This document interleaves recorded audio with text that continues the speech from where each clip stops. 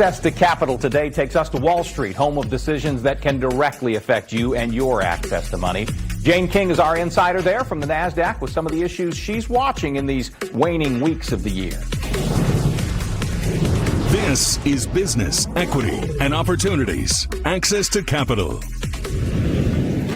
We are right in the middle of holiday shopping. How's it going so far? Black Friday and Cyber Monday saw record sales, although the average amount spent per customer was about the same as last year, right around $321. Rod Runyon, a professor of retailing at the White Lodging J.W. Marriott Junior School of Hospitality and Tourism Management at Purdue University, agrees with the NRF's forecast that online spending is expected to rise again this year.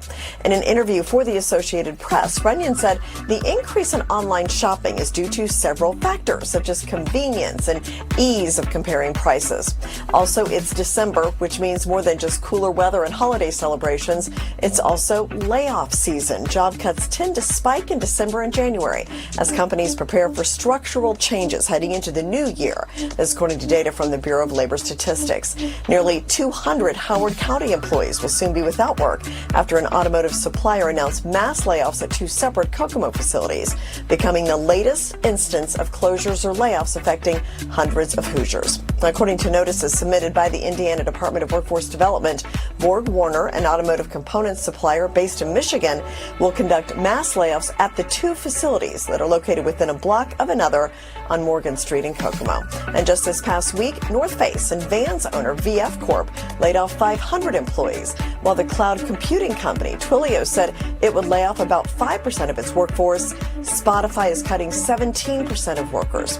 Now, while the labor market is still strong, experts say there will likely be an uptick in layoffs in the coming months. Well, 2023 wouldn't be complete without talking about what a year it's been for Lilly & Company. Lilly's stock soared on hopes that its new weight loss drug will be a big seller for years. With the early success of the drug Mounjaro, Lilly became the world's largest pharmaceutical company.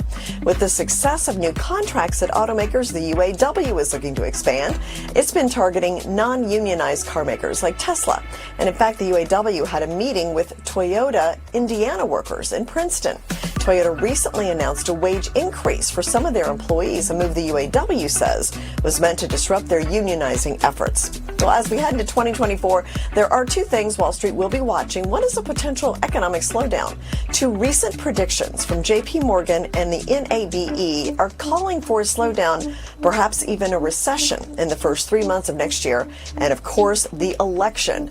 Who is elected president, as well as which party controls the House and Senate, will be extremely important for taxes, regulation, education, global trade, and innovation. Back to you.